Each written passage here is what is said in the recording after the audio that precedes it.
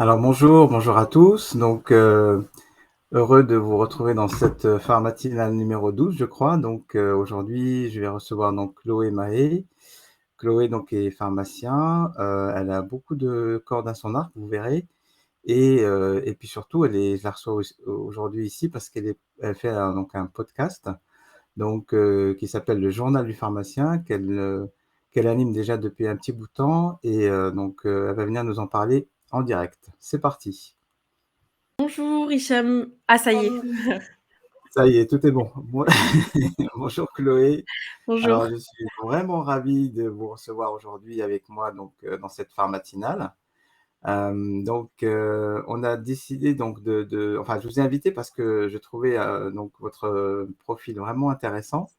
Cette émission va se dérouler en 3 parties. Donc, la première, ça sera comment on vous en est arrivé là, on va dire, un petit peu le passé. La deuxième partie, donc, ça sera le présent, c'est-à-dire comment vous animez votre émission, comment vous choisissez vos invités, etc. Donc, plein de petites questions comme ça pour savoir un petit peu quels sont un petit peu voilà, vos secrets de fabrication ou comment vous faites les choses. Et enfin, la troisième partie, on parlera un petit peu d'avenir, et vous nous dévoilerez ce que vous aurez envie de nous dévoiler par rapport à la suite. Donc, on vient d'en parler. Alors, donc, il est marqué 7h, 7h45 en direct. Je suis désolé, j'ai pas eu le temps de le changer. C'est 8h, 8h45 aujourd'hui. Je le changerai pour la prochaine fois, c'est promis. Bien entendu, vous pourrez poser vos questions à Chloé au fur et à mesure de l'entretien. J'essaierai de lui poser en direct et puis elle nous répondra. Alors Chloé, bonjour. Parlez-nous un petit peu de vous, de votre parcours. Comment en êtes-vous arrivé là à faire du podcasting? Je suis vraiment intéressé de savoir. Déjà, bonjour à tous et merci de me recevoir parce que c'est la première fois que, du coup, que je me retrouve de l'autre côté du micro. Donc, ça fait un petit peu bizarre. Sinon, pour me présenter, je viens de passer la thèse il y a quelques semaines, donc mi-mars. Euh, Félicitations. Merci, merci. Donc, je suis de formation industrie de base, donc j'ai choisi la filière industrie. J'ai fait un master spécialisé à l'EM Lyon pendant un peu plus d'un an. Et donc, en fait, pour vous raconter l'histoire de la création du podcast, c'était un moment, entre guillemets, de ma vie où je voulais monter un projet, en fait. Et je voulais avoir un projet à impact et quelque chose en rapport avec les étudiants. Donc, je cherchais un peu de ce côté-là. Et puis, j'ai lu un livre qui s'appelle Key Person of Influence de Daniel Presley. Et donc, dedans, il parle il explique qu'avant de vouloir faire des projets, il faut déjà être connu dans son industrie, en fait. Et donc, moi, je me suis dit, ouais, c'est vrai, comment je vais monter un projet alors que j'ai aucun réseau, personne ne me connaît, enfin, comment je peux avoir un projet à impact?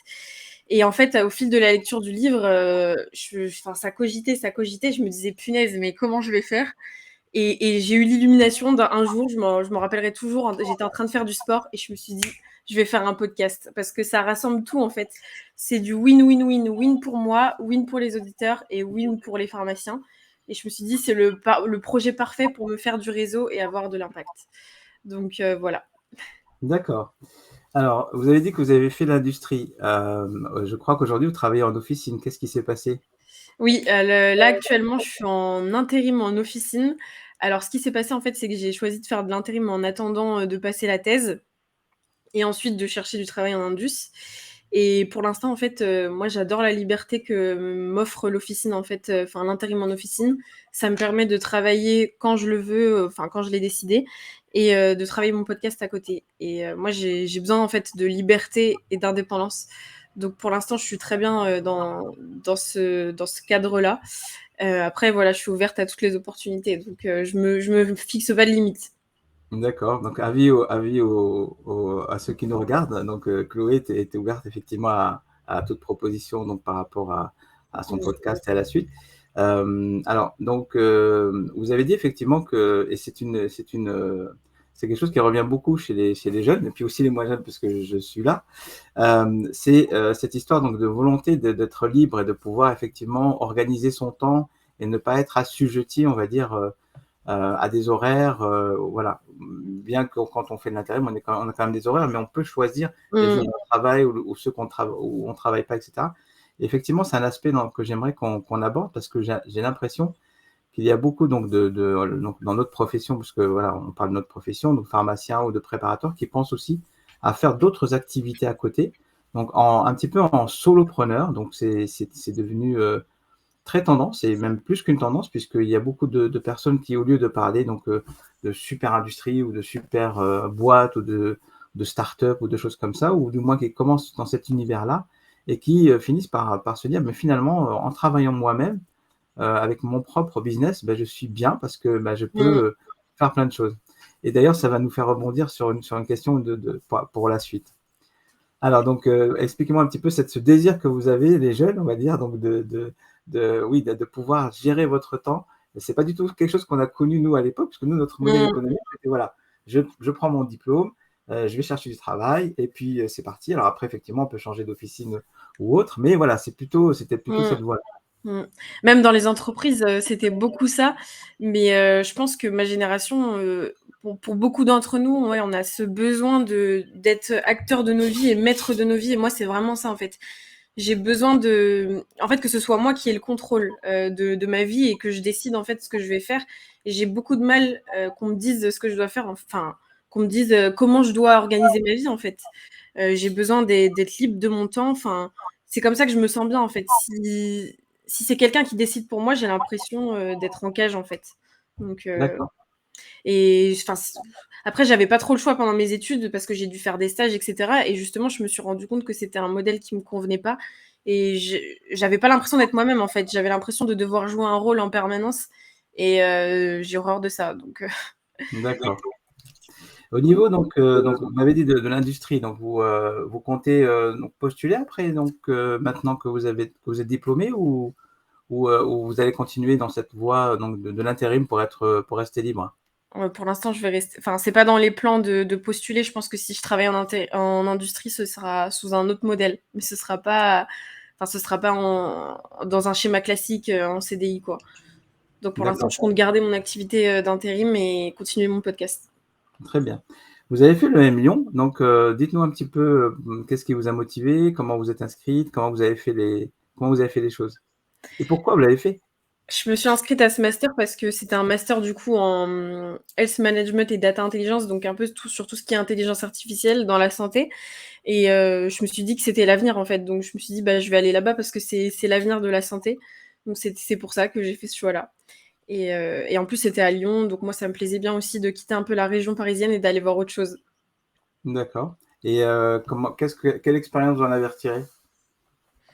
Bah, c'était en full online avec le covid. Donc D'accord. franchement, c'était pas évident, surtout pour moi qui c'était pour moi qui ai besoin d'être stimulée en permanence, à être derrière un écran toute la journée, à juste en fait, on reçoit tout le temps. En fait, c'est ça aussi que j'ai eu du mal pendant les études, c'est qu'on se place beaucoup en récepteur d'informations et moi, Mmh. j'ai besoin que ce soit un échange et un ping-pong, sinon enfin, j'ai du mal en fait à être juste récepteur. Il faut que je sois aussi dans l'action et donc là, en temps de covid, c'était ça, c'était complètement, c'était que de la réception d'informations, donc c'était, compliqué, compliqué. D'accord. Après ça m'a apporté, enfin ça m'a ouvert l'esprit en fait, sur des choses qu'on Mmh. n'avait pas forcément vues, en pharma. C'était vraiment plus une ouverture d'esprit sur des nouveaux champs et des nouvelles possibilités. Mais je pense que ça aurait été 10 fois mieux en physique, quoi. Oui, tout à fait. C'est quelque chose que vous recommandez donc pour les futurs étudiants, par rapport donc effectivement à cette histoire donc d'intelligence artificielle qui nous arrive très très rapidement, on va dire? Mais après ça dépend de chacun et de quel projet ils ont en fait. Ça dépend de la personne et de ce qu'elle vise après par la suite, de quel projet elle a, quoi. D'accord. Donc c'est le podcast, vous avez eu l'idée donc en faisant du sport, c'est bien. Donc déjà, ça veut dire que vous faites du sport et vous avez dit que c'était plutôt à destination, au départ, peut-être, des étudiants. Mmh. Expliquez-moi un petit peu ce que vous vouliez ou ce que vous désiriez faire. Oui, donc à la base, c'était à destination des étudiants et le but, c'était de faire découvrir un peu tous les métiers de la pharma et les possibilités de la pharma et un Mmh. peu d'amener de la lumière parce que j'ai remarqué qu'avec la réforme et le fait que le concours soit permettent d'ouvrir à médecine, dentaire, pharma, ça fait que beaucoup de gens viennent pour médecine et au final sont déçus quand ils arrivent en pharma. Et moi, je voulais un peu changer ça en fait. Je voulais montrer qu'on pouvait aussi être là par choix et que c'était un très bon choix en fait. Et je voulais montrer voilà, que c'était, pour moi, franchement, c'est un des meilleurs diplômes, surtout quand on est quelqu'un de polyvalent et qu'on est curieux. Pour moi, c'est le diplôme qui offre le plus de possibilités. Donc, c'était ça aussi que je voulais transmettre et un peu transmettre la fierté d'être pharmacien. Très bien. Là, je partage complètement. Au niveau des retours, est-ce que vous avez des retours, donc des étudiants justement, des personnes qui vous suivent? Est-ce que vous suivez un petit peu leur, comment dirais-je, donc le feedback? Comment ça se passe? Comment les gens reçoivent ce que vous faites? Est-ce qu'ils vous font des suggestions? Parlez-moi un petit peu de tout ça. Ouais, j'ai pas mal de retours et globalement, enfin, j'ai des retours aussi d'anciens, un peu plus vieux que ma promo qui me disent: «Oh là là, on aurait adoré avoir ça, à notre époque». Et enfin, tous les retours que j'ai sont super positifs et d'étudiants aussi plus jeunes, il y en a qui écoutent, assidûment. Donc je pense que ça a vraiment, enfin que ça peut vraiment avoir un impact quoi, enfin ça a Mmh. l'impact que je voulais en tout cas. D'accord, et au niveau donc des chiffres, est-ce que vous pouvez nous en dire un petit peu plus? Quels sont les gens qui vous suivent? Comment ça se passe au niveau des podcasts? Je sais pas du tout, je connais un petit peu mieux les autres réseaux, mais ce réseau-là, je sais pas comment ça se passe pour suivre justement les abonnés. Est-ce qu'il y a des abonnés? Comment ça se passe? Alors en fait, j'ai créé un compte Instagram, donc déjà là, il y a 1 400 abonnés et Alors, il après s'appelle comment le compte Instagram? le journal du pharmacien. Tout simplement. Voilà, donc n'hésitez pas à nous suivre, Tout à fait. et d'ailleurs il va évoluer le compte, je vais partager plus de choses, hem Je le mettrai en lien, hein. Et sinon, donc en fait, tout se passe sur une plateforme, c'est une plateforme gratuite, mais bon, comme on dit, quand c'est gratuit, c'est que c'est nous le produit. Donc bien C'est sûr, je ça. pense qu'ils gardent, toutes les données. Donc c'est une plateforme, moi, que j'utilise qui s'appelle Anchor, et qui distribue en fait les podcasts sur toutes les plateformes d'écoute. Donc c'est D'accord, juste la première fois que j'ai créé le podcast, j'ai dû rentrer les flux RSS de chaque appli et après, maintenant c'est de façon automatique en fait, ça délivre les podcasts de façon automatique sur toutes les plateformes et donc avec ça, je peux aussi suivre les statistiques d'écoute, savoir qui m'écoute. Donc là, en l'occurrence, c'est principalement, des étudiants et des jeunes professionnels. Donc ça va de 20 à 27. La majorité de mon audience, c'est ça, c'est 20 à 27 ans. Et après, sinon, pour rebondir sur quelque chose que vous m'avez dit, donc oui, à la base, c'était destiné, aux étudiants, mais mmh, le podcast, il évolue aussi avec moi et c'est vrai que maintenant, je suis intéressée par des sujets un peu plus, professionnels. Donc le but, enfin, ça a vocation à évoluer, en fait, avec moi et selon les envies. Mais par contre, je compte garder les épisodes classiques, métiers parce que ça, je suis convaincue que ça a une utilité et que ça peut vraiment permettre à des étudiants de les aider justement à faire leur choix pour la suite. Donc c'est toujours des épisodes qui vont rester ça, pour l'instant en tout cas.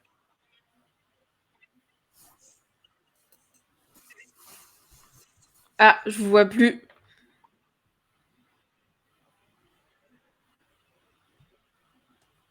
Allô? alors on a des petits soucis donc de liaison. On va Ah oui, oui, les aléas du direct. Alors, Chloé, je vais juste vous demander de redire ce que vous venez de dire parce qu'on a eu un problème de connexion, donc c'était un petit peu lent et un petit peu haché. Je vous vois toujours, il OK, n'y a pas de souci. OK, Donc non, je juste disais redire un petit peu ce que vous venez de dire, à propos justement de oui, à je vous propos vois. de? À propos de, vous m'avez dit?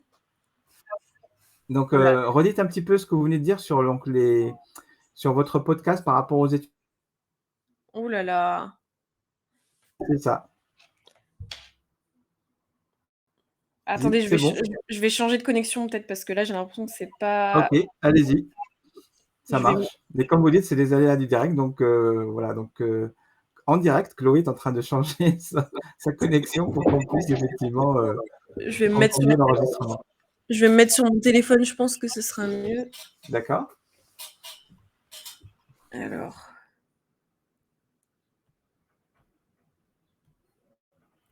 oh là là!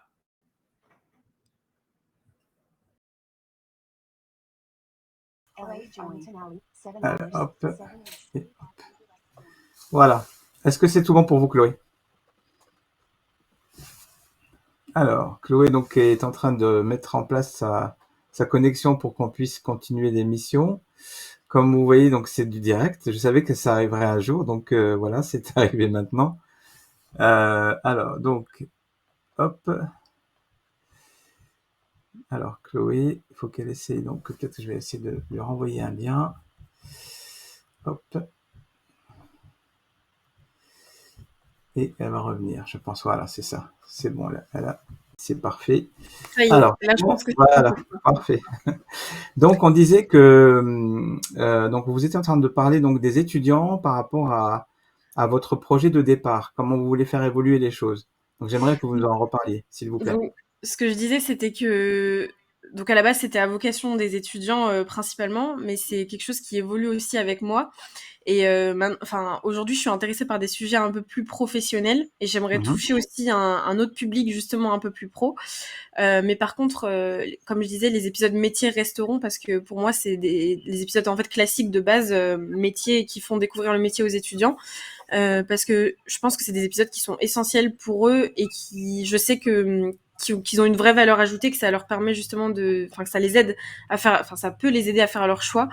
Donc c'est des épisodes qui ont vocation à rester, mais j'aimerais bien justement voilà faire évoluer avec des sujets un peu plus pro et c'est justement le ton que j'ai donné à la saison 3 où on va plus justement aborder des sujets.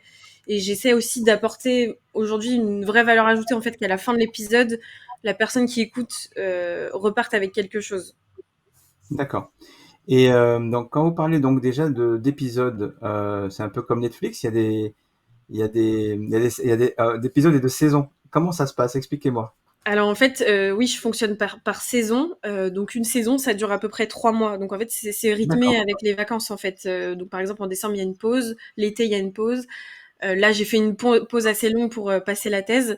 Donc c'est ça, c'est des saisons d'à peu près 3 mois. Et donc les épisodes numérotés de 1 jusqu'à... Bah, du coup, ça fait à peu près 20 épisodes, je crois, par saison.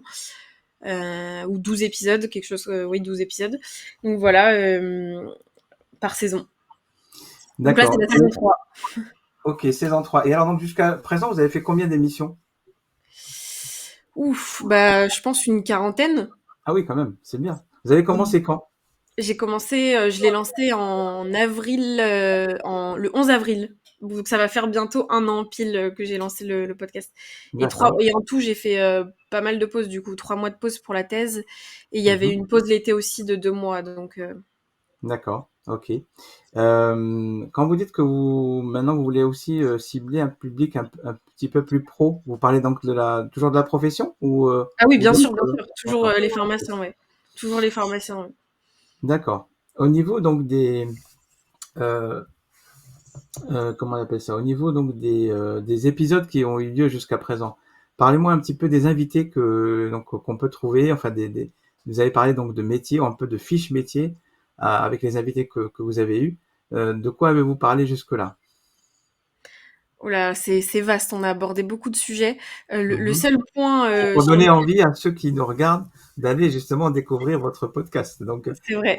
pour qu'on leur dise un peu ce qu'ils vont trouver. Ah, le seul point sur lequel je tergiverse pas, c'est la passion en fait. Je reçois des gens qui sont passionnés et ouais, qui sont passionnés, qui ont des choses à raconter. Et je trouve aussi qu'on attire un peu à nous des personnes, enfin entre guillemets, qui nous ressemblent, parce que je suis jamais tombée sur quelqu'un. Enfin, tous mes épisodes sont bien quoi. Toutes les personnes avaient quelque chose à raconter et étaient passionnées. J'ai jamais eu de flop, je dirais, dans mes épisodes d'épisodes qui s'est mal passé. J'ai l'habitude aussi de prendre contact avec la personne avant. Donc Mhm. normalement, ça limite aussi la casse, mais je tombe toujours sur des personnes super. Et je trouve aussi qu'il y a un corporatisme un peu mais du bon côté. Chez les pharmaciens, j'ai jamais eu de mal en fait à trouver d'invités parce que enfin, ils sont tous super enthousiastes. Euh, donc c'est facile en fait de trouver des invités. Il y en a même qui viennent à moi sans que je le demande. Donc après pour les profils, il y a eu de tout. J'ai interviewé autant enfin des pharmaciens en industrie, à l'hôpital et à l'officine. D'accord. Ah oui, Euh, donc c'est vraiment très ouvert. voilà, D'accord. c'est Ok. tous les pharmaciens en fait. Ok, d'accord. J'ai aussi interviewé des entrepreneurs. Ok. Après, pour les guests un peu premium que j'ai eu, j'ai pu recevoir le président de la section D de l'Ordre des pharmaciens, Frédéric Bassy. D'accord. J'ai reçu aussi le DG de Bristol Myers Squibb, donc ça, c'était vraiment un de mes meilleurs épisodes. Ouais, c'était vraiment un de mes meilleurs épisodes parce que je trouve que c'est vraiment super inspirant de pouvoir parler à quelqu'un qui est aussi haut placé. Euh, Sinon, je peux pas donner d'épisode préféré en vrai parce que chaque épisode est singulier et chaque personne est singulière, donc j'ai pas d'épisode préféré en Non, particulier. bien sûr, bien sûr. C'est juste savoir un petit peu qu'est-ce que vous touchez comme. Moi, je pensais que vous étiez plus on va dire, par rapport à l'officine, bien que j'ai écouté un petit peu quelques podcasts et effectivement, c'est assez ouvert. Et donc d'ailleurs, j'aimerais savoir par rapport à la suite, est-ce que, enfin, comment déjà un petit peu aborder la suite, est-ce que vous garderez toujours autant enfin, d'ouverture sur tous les métiers ou est-ce que vous allez un petit peu, voilà, pas vous spécialiser, mais vous voyez ce que je veux dire. Mmh. Non, pour l'instant, je pense que je vais garder une ouverture, D'accord? parce que moi, pareil, comme je vous disais, j'aime pas être dans une case. J'ai besoin d'être libre et je trouve que enfin, on est plus créatif si on est libre. Mhm. Si j'ai l'impression que si on se restreint trop, ça bride la créativité. Donc, pour l'instant, non, je compte rester ouverte. Après, ça a vocation peut-être à évoluer, je sais pas. Enfin, ça peut évoluer en fonction des envies aussi. En tout cas, je ferai toujours les choses par envie. Si j'ai plus l'envie et que j'ai plus le feu sacré, j'arrêterai en fait. Mais pour l'instant, j'ai l'envie de faire découvrir plein de sujets différents. Et je pense que ça profite aussi aux auditeurs parce que ça leur permet aussi d'avoir justement une ouverture d'esprit. Et je D'accord, trouve que la pharmacie, c'est déjà assez une niche pour en plus encore se brider, quoi. tout à fait. Vous l'avez appelé le journal du pharmacien, pourquoi? Mm. Désolée, je bois mon petit matcha, de petit Très bien, rituel du matin. c'est très bien. C'est des produits naturels, alors là, je peux qu'approuver. Donc qualité premium en plus là. Ah, super. Vous prenez ça où? Chez Lalani Co. Donc c'est une boîte anglaise. D'accord. Mm. Ok. Alors, donc, on était sur le journal du pharmacien. Oui, Pourquoi, voilà. petite parenthèse, désolée. Petite parenthèse, Oui, ouais, c'est tout à ça. fait. Je pense que vous Culinaire. l'aurez remarqué, je suis beaucoup. C'est les pensées popcorn dans ma tête, donc parfois j'ai du mal à rester C'est sur pas une grave. ligne, sur une trajectoire. C'est Donc, pas grave. alors le journal On du est là pour pharmacien. vous découvrir, donc soyez naturel, il n'y a aucun problème. Alors, le journal du pharmacien. Pourquoi vous l'avez appelé comme ça? Parce que justement, je voulais pas rentrer dans une case. Au début, j'avais appelé ça les métiers du pharmacien et je me suis dit non, là, ça va pas aller parce que je me connais, ça va forcément dévier au bout d'un moment. Donc, du coup, j'ai décidé de choisir un nom qui était justement assez large pour pouvoir enfin, qui englobe un peu toute la pharma. Voilà. D'accord. Donc, je rappelle qu'on est toujours avec Chloé Mahé, donc podcasteuse, pharmacien, enfin podcasteuse, qui donc dans le podcast s'appelle le journal du pharmacien, à qui vous pouvez poser vos questions en direct si vous avez envie de savoir un petit peu comment ça se passe, cet univers un petit peu particulier. Je suis vraiment très heureux de la recevoir parce qu'effectivement, des pharmaciens qui font des podcasts, il y en a pas beaucoup. Quoique depuis hier, j'en ai un qui m'a demandé en ami sur LinkedIn. Je ne savais pas. Et lui aussi, il a l'air pas mal. Vous Donc êtes Meriadec, non? Oui. oui, Ouais. exactement, tout à fait. Et donc, je suis très content qu'il m'ait contacté. Donc, on va un peu discuter tous les deux, etc. Ça fera peut-être une émission, je l'espère. Donc, aujourd'hui, votre objectif avec le journal de pharmacien, quel est-il? Ou vos objectifs? Mm. On va Bah, parler toujours, ceux d'aujourd'hui, puis après on parlera un petit peu plus tard, ceux de demain. c'est toujours, voilà, c'est toujours faire découvrir le secteur de la pharma aux jeunes pharmaciens. Et après, comme je vous disais aussi aux professionnels. Euh, et apporter justement, comme je vous disais, de la lumière. Enfin voilà, apporter de la good vibes, de la lumière et faire connaître aussi un peu notre profession. Même, je pense que ça serait intéressant aussi d'aller chercher des auditeurs un peu plus jeunes, par exemple dès le lycée, pour pouvoir les capter et justement qu'ils arrivent dans le concours PACES. Bon, maintenant c'est plus la PACES, c'est la PACES, mais en se disant ah bah moi j'ai envie de faire pharma. Je pense Mhm. qu'il y aurait un intérêt aussi là-dessus. Donc c'est toujours voilà développer le podcast, faire grandir les auditeurs, enfin Mhm. enfin les Oui, écoutes. oui, c'est les auditeurs, tout à fait, c'est ça. Voilà, faire grandir les écoutes et continuer à me développer aussi avec le podcast. Et après, voilà. D'accord. Et il y a quelques jours, vous avez donc lancé un nouveau type de podcast, on va dire. Donc, c'est-à-dire que vous vous êtes lancé pour la première fois toute seule. Donc, j'aimerais que vous parliez un petit peu de d'abord de cette expérience et puis du sujet, parce que le sujet m'a paru vraiment extrêmement bien, enfin, extrêmement intéressant et extrêmement bien traité. Mmh. Oui, j'ai décidé de parler un peu de la situation de l'officine, donc en 2022, mais c'est aussi un peu ce qui s'est passé avant. Donc je me suis placée un peu en observatrice, voilà, du milieu. Et j'ai décidé de partager un peu ces observations. Donc oui, c'est vrai que c'était une expérience complètement nouvelle et ça a rien à voir de se mettre en fait seul au micro et de préparer tout un épisode. Ça a rien à voir en fait avec le fait de Est-ce recevoir que un ça vous a invité. plu d'être toute seule comme ça? Oui, C'était ça m'a bon, plu, mais c'était compliqué. Et franchement, c'était pas facile. C'est d'accord. pas facile de se retrouver seul au micro. Donc c'était vraiment une sortie de zone de confort. Après, oui, j'aimerais bien réitérer l'expérience. Après, il faut que je trouve le sujet aussi. Comme je vous disais, voilà, je vais pas parler pour ne rien dire en fait. C'est vraiment si j'ai un sujet et quelque chose à dire. Mais oui, j'ai bien aimé l'expérience. D'accord. Et alors donc, vous avez parlé de quoi exactement sur ce podcast qu'on donne envie aux gens d'aller l'écouter? J'ai parlé de tous les problèmes de recrutement que D'accord. la profession subit. Donc ça, comme je le disais dans l'épisode, pour moi, c'est quelque chose qui était déjà problématique avant la crise en fait qu'on a vécue. Parce qu'il y avait déjà en fait un recours à l'intérim croissant dans la profession et des boîtes d'intérim qui ont éclos un peu de partout. Oui, c'est vrai. Mais vraiment, la crise est venue renforcer cette situation. Donc là, il y a vraiment une grosse pénurie de pharmaciens et de préparateurs. Donc c'est de ça dont j'ai parlé. Et puis j'ai aussi donné un peu ma vision optimiste des choses parce que j'essaie quand même de voir toujours le positif. Et je pense que c'est en temps de crise au final que les opportunités apparaissent en fait. C'est vraiment là j'ai l'impression justement qu'on est dans une période qui est vraiment super excitante, quel que soit le secteur, parce que tout le champ des possibles est ouvert en fait. J'ai l'impression que tout est possible. Et donc c'est un peu le cas même dans la pharma. Donc oui, il y a une pénurie de soignants.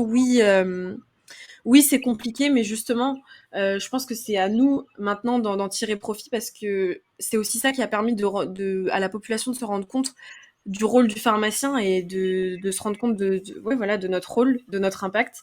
Et je pense qu'on a vraiment repris notre place de professionnel de santé de proximité. Et justement, c'est une opportunité à saisir. Euh, Maintenant que la Alors, population s'est rendue compte de ça, c'est continuer à asseoir un peu notre place mmh. dans le parcours de soins.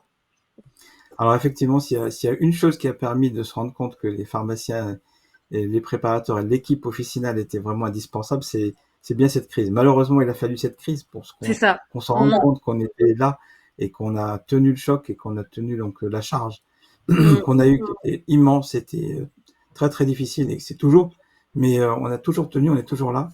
Du premier jour de la crise, on n'a jamais failli. Voilà. Et puis je tiens Mm. vraiment à féliciter en fait ce réseau parce qu'effectivement on est là, on a toujours été là et on s'est un petit peu plus rendu compte quand même de notre rôle et de notre impact. C'est tant mieux. On a commencé enfin à nous confier d'autres missions Mm. qui me paraissent vraiment importantes.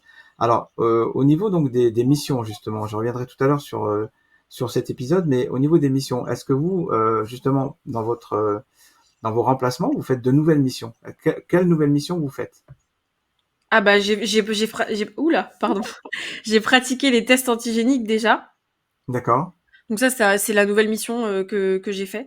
d'accord, Après on fait pas, enfin j'ai pas fait encore d'entretien thérapeutique. Bon après ça c'est pas vraiment une nouvelle mission, ça fait longtemps que ça a été mis en place.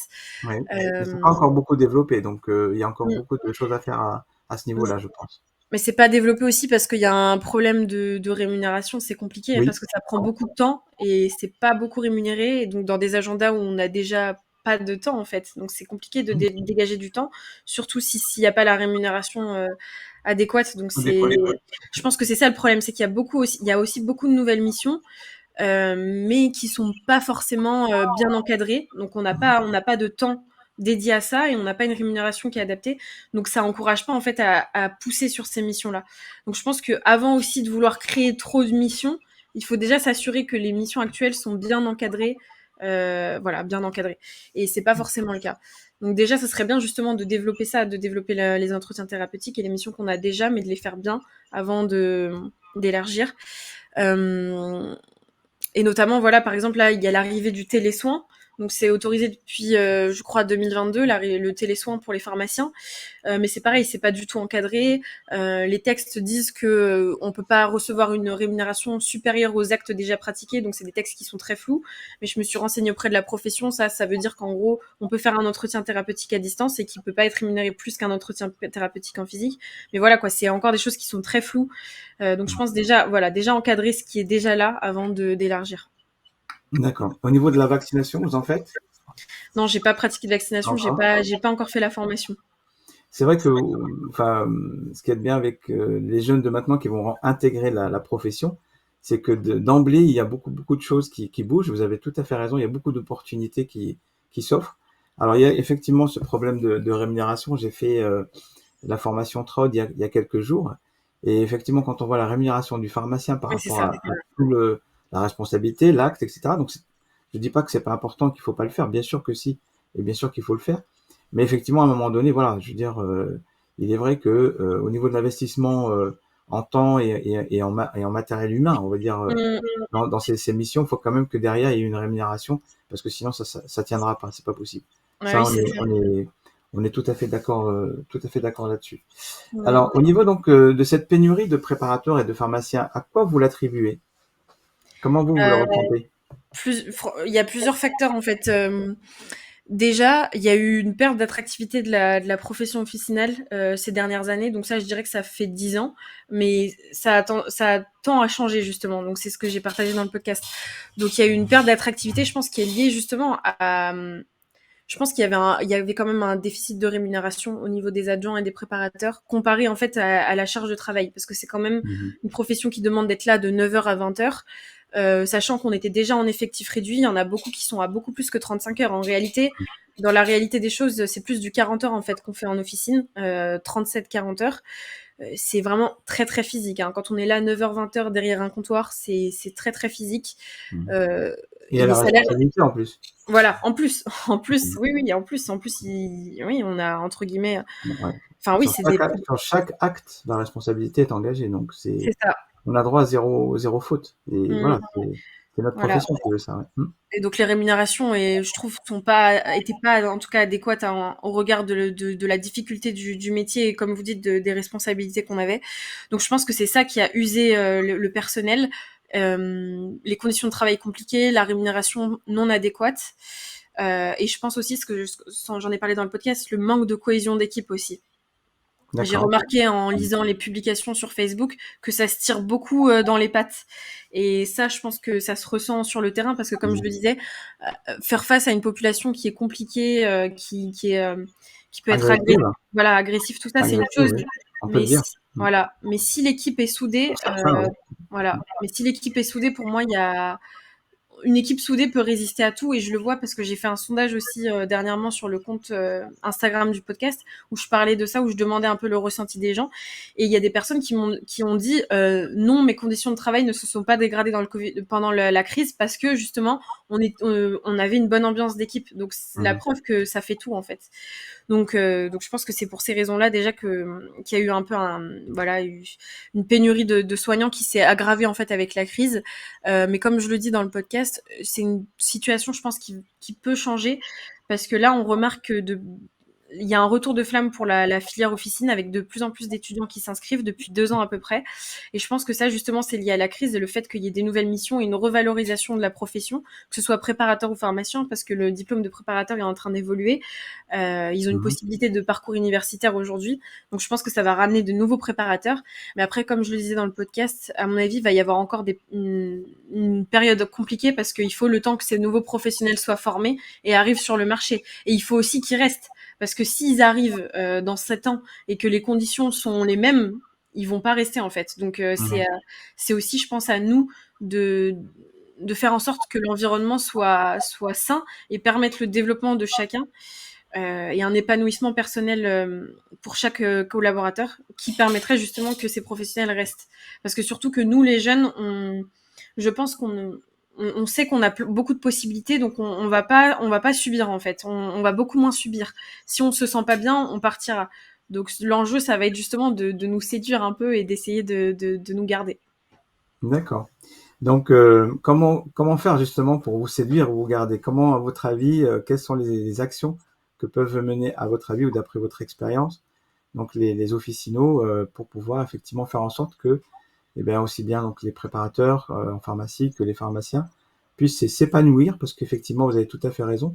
D'abord, je rebondis un petit peu sur cette histoire de cohésion d'équipe. Je suis tout à fait d'accord avec vous. La cohésion d'équipe nous a beaucoup aidé, nous, personnellement, effectivement, à être là donc du premier jour et à faire face, parce que ça n'a pas été facile pour personne. Mais je pense que c'est un petit peu comme dans un couple, toutes les équipes qui étaient un petit peu bancales ou Oui, c'est effectivement vrai, ça voilà. allait déjà pas bien et tout, et Ça ben saute. ça a explosé. Mmh. Aussi bien les couples qui se sont retrouvés en confinement, ben voilà, ce qui allait pas, ben, a ressurgi de façon voilà. Et de la même manière au niveau donc des officines où ça n'allait déjà pas, ça a fini par Complètement. voilà. Et Mmh. effectivement, il y a pas mal de gens qui sont partis. Alors comment faire en sorte effectivement que les jeunes générations ou ceux qui sont déjà là puissent s'épanouir et rester dans de bonnes conditions. Après, on va revenir quand même à votre podcast. Mmh. Alors un gros point déjà, je pense, c'est, comme je vous disais, de permettre l'épanouissement et le développement personnel. Donc ça, avoir une équipe qui est bien formée et permettre aux jeunes justement de s'élever et de renforcer ses compétences. Parce que j'ai remarqué que, enfin moi j'aime travailler dans les officines où l'équipe est solide, concrètement solide et en termes de compétences, et une équipe justement qui va pouvoir m'apporter et qui va pouvoir me permettre de me former en fait. Et on est beaucoup dans ce cas pour échanger justement avec d'autres personnes de ma promo. On attache beaucoup d'importance et limite on est prêt à gagner moins si on a une équipe qui nous apporte quelque chose et qui nous permet de ressortir avec des compétences solides. Donc déjà ça, avoir des collaborateurs qui sont performants. Et après, permettre aussi avoir des plannings aménagés. Donc permettre justement aux collaborateurs d'avoir une vie en fait à côté de son travail et de pas Mmh. être 9h 20h tout le temps à la pharma en 40 heures et de pas sortir la tête de l'eau, parce que ça déjà en fait ça épuise et ça favorise les erreurs après au comptoir, parce que un collaborateur qui va être fatigué, c'est un collaborateur qui pourra potentiellement faire des erreurs. Plus on est fatigué, enfin c'est quand même un métier qui demande beaucoup de concentration, comme vous l'avez dit, on n'a pas le droit à l'erreur. Et c'est justement en fin de journée ou quand on est fatigué qu'on commence à faire des erreurs. Donc il faut laisser du temps de repos et permettre à la personne justement de pouvoir avoir une vie à côté. Donc je pense que c'est ça, avoir entre guillemets une offre de vie. Donc Mmh. permettre à la personne de pouvoir avoir une vie à côté, lui permettre d'être formée et puis après avoir un salaire aussi qui est adapté aux conditions de travail et au travail tout simplement. Alors effectivement, je suis donc déjà comme on dit, à bon entendeur, donc n'est-ce pas? Voilà, déjà. Et puis effectivement, vous avez raison sur le volet effectivement épuisement entre guillemets des équipes, puisque on a été vraiment en surchauffe pendant des mois et c'est aussi le risque de l'erreur qui est toujours là. Hein, donc malgré toutes nos précautions, etc., on a toujours cette épée de Damoclès qui est sur notre tête. Effectivement, malgré toute notre bonne volonté, etc., comme vous dites, la vigilance, et ben au bout d'un moment, il n'y a rien à faire. Elle baisse, on est C'est que ça. des êtres humains. Ça, c'est d'une part. Vous avez parlé aussi, donc et je vais rebondir aussi dessus, de la formation. Donc, comme vous savez, donc PharmaBiot est une structure que je suis en train de créer pour la formation donc des professionnels de santé sur les médecines naturelles, parce que je pense qu'elles ont aussi leur place, notamment en matière de prévention. Voilà, c'est fait, c'est dit. Et c'est important effectivement de bien prendre en charge ce volet formation, parce que je pense que les équipes sont en demande, il y a aucun souci là-dessus. Et maintenant, donc, on va revenir à votre podcast et un petit peu, on va parler un petit peu d'avenir. Alors, donc, combien d'épisodes prévoyez-vous et comment prévoyez-vous de faire évoluer votre podcast sans dévoiler trop les secrets de la fin d'année 2022, parce que vous m'avez dit qu'il y avait quelque chose qui se préparait. Oui. Alors, Vous voyez, là, on a ah fait un ben, bon teasing, les gens vont dire qu'est-ce que... ben, alors en oui, suivant oui, Chloé. toujours un épisode par semaine. Donc ça va pas changer. Vous faites un Après, épisode par semaine, c'est ça? oui, c'est ça, c'est un épisode par semaine tous les Ah, ok, dimanches. d'accord. Ok, Donc super. voilà, donc le but c'est toujours de développer le podcast avec des sujets toujours plus, enfin comme je vous dis, des sujets qui apportent vraiment quelque chose à l'auditeur. Peut-être aussi, enfin normalement devrait y avoir un autre format qui va arriver dans la saison 3. Et après oui, pour la fin 2022, je veux pas trop en dévoiler, mais ah, vous m'entendez toujours? Ah, ça bug là. Et, hop. Ah oui, ça bug. Voilà, ça y est, donc on a relancé. Alors, je vous entends là, donc Donc je disais, oui, allez-y, redites-nous cette partie-là parce qu'on n'a rien entendu finalement. Donc je disais toujours un épisode par semaine, développer le podcast avec des épisodes toujours qui un peu plus, entre guillemets «pertinents», enfin qui apportent vraiment quelque chose à l'auditeur. Et après oui, pour la fin de l'année 2022, j'ai un gros projet en réserve, mais je veux pas en dire trop en fait, tout simplement parce que, en fait, j'ai pas envie de parler dans le vent. Je préfère, faire les choses Mmh. et après, parler. Donc je préfère parler de ce qui existe déjà, Mmh. heu et de ce qui arrive dans l'immédiat. Donc voilà, c'est toujours un épisode par semaine, des épisodes à peu près de 20-30 minutes et un nouveau format aussi qui arrive certainement, pour la saison 3. Ah bah, super. On attend ça vraiment avec impatience et alors au niveau donc on en a parlé un petit peu tout à l'heure, je vous ai un petit peu posé la question, est-ce que vous avez réfléchi un petit peu au fait donc ça c'est du travail que vous fournissez, donc effectivement dans le podcast, c'est des choses qui vous prennent du temps, de l'énergie et cetera. Est-ce que vous avez pensé un petit peu à modéliser ou du moins à vous rémunérer, enfin, ou à des méthodes de rémunération par rapport à votre podcast? Est-ce que c'est quelque chose que vous avez commencé déjà à réfléchir ou pas? Parce que je pense que enfin, dans nos professions, souvent, on n'y pense pas suffisamment et pourtant, c'est quand même le nerf de la guerre. À un moment donné, il faut quand même y penser, savoir comment vous allez monétiser. Voilà, chercher le mot, je l'ai enfin trouvé. Monétiser donc votre podcast. Est-ce que vous y avez réfléchi ou c'est pas du tout quelque chose qui pour l'instant vous préoccupe? J'y ai réfléchi un peu, donc c'est sûr que je suis bien consciente qu'au bout d'un moment, il va bien falloir que j'essaie de dégager un peu de bénéfices, rien qu'en fait pour réinvestir dans le podcast parce que là, par exemple, j'aimerais bien m'acheter des nouveaux micros, j'aimerais bien voilà upgrade un peu le matériel d'enregistrement et j'ai aussi des planificateurs de postes. Enfin, j'ai déjà engagé de l'argent en fait et j'ai des abonnements un peu tous les mois, un petit peu partout. Donc c'est clair que déjà j'aimerais bien pouvoir financer ça grâce au podcast. Ça commencerait par ça en fait, remettre, tirer un peu de bénéfices pour réinvestir dans le podcast. Donc j'y ai déjà pensé, mais c'est vrai que pour l'instant en fait, j'ai pas trop le côté business. C'est la pharma, c'est quelque chose. C'est un peu le seul bémol, c'est qu'on n'a pas trop cet aspect business, et c'est quelque chose qui me fait défaut aujourd'hui. Mais ça va venir, ça va venir. Donc je sais pas encore quand, mais en tout cas j'y ai pensé et j'aimerais bien que ce soit en place, au moins pour 2023, quoi. D'accord. Effectivement, il y a enfin plus moi aussi je creuse, et cetera, plus je me rends compte qu'il y a beaucoup d'applications ou de solutions qui permettent effectivement, via des abonnements, via des choses comme ça, de pouvoir effectivement monétiser. Et je pense pas que c'est une insulte que de dire monétiser, vous voyez, ou c'est un gros mot ou des choses comme ça. C'est qu'à un moment donné, c'est du travail. À un Oui, moment c'est donné, ça vous passez du exactement. temps. Mmh, À un moment donné, vous apportez de la valeur ajoutée. Et je c'est pense ça. que cette valeur ajoutée, on peut tout à fait envisager une partie gratuite. Il n'y a pas de souci là-dessus. C'est normal. On est là aussi pour échanger. Et ça nous fait très plaisir de le faire, au contraire, et de partager donc nos expériences, etc. Mais à un moment donné, il y a aussi le nerf de la guerre. Et comme vous dites, on est abonné, donc vous, comme moi, à plein de choses un petit peu à droite à gauche. Mais C'est ça, quand on met tout bout à bout, évidemment, ça finit par faire un billet. c'est Et on se ça. dit, bon, bah, à un moment donné, bon, il va peut-être falloir aussi un peu comme vous dites, on a des ordinateurs à changer, on a des choses C'est à ça. faire, etc. Donc, il faut que, voilà, mais je pense que voilà, ça fait partie des choses dont je voulais absolument vous parler parce qu'il va falloir que vous, comme moi, on y réfléchisse et puis qu'on avance là-dessus parce que c'est important. Mais Mmh. bon, pour l'instant, on partage et puis c'est Oui, c'est ça, c'est ça. Mmh. très bien Et comme pour ça. le moment, je suis clairement en déficit là. On est tous, ne vous inquiétez pas, c'est pas un problème. Mais enfin, rien que le fait déjà de l'enrichissement, de pouvoir échanger, etc. Oui, Pour par contre, l'instant, c'est tout à intellectuellement, fait. je suis dans Voilà, le positif. Alors là, c'est ça. Voilà. ouais, j'ai pas d'argent, mais par contre, j'ai beaucoup de richesses humaines et intellectuelles. Parfait. Alors j'en profite aussi pour qu'on est arrivé au terme donc de cette émission. J'en profite aussi pour parler pour dire qu'on a fait donc je pense qu'on peut le dévoiler une émission avec Chloé sur le syndrome de l'intestin irritable. Voilà, je pense que c'est intéressant, donc j'en profite pour me teaser un petit peu notre émission, celle qu'on a faite ensemble. Donc je vous laisserai la découvrir.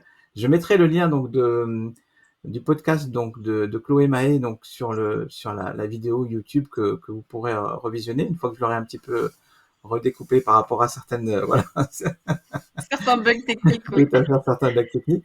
Je tiens vraiment à, alors, donc il y a des personnes qui nous suivent, on ne nous a pas posé de questions, mais c'est pas grave, ils nous ont écoutés. Je tiens à les remercier. Et je vous remercie aussi, Chloé, donc, de nous avoir rejoints auprès donc, de cette Pharmatinale numéro 12.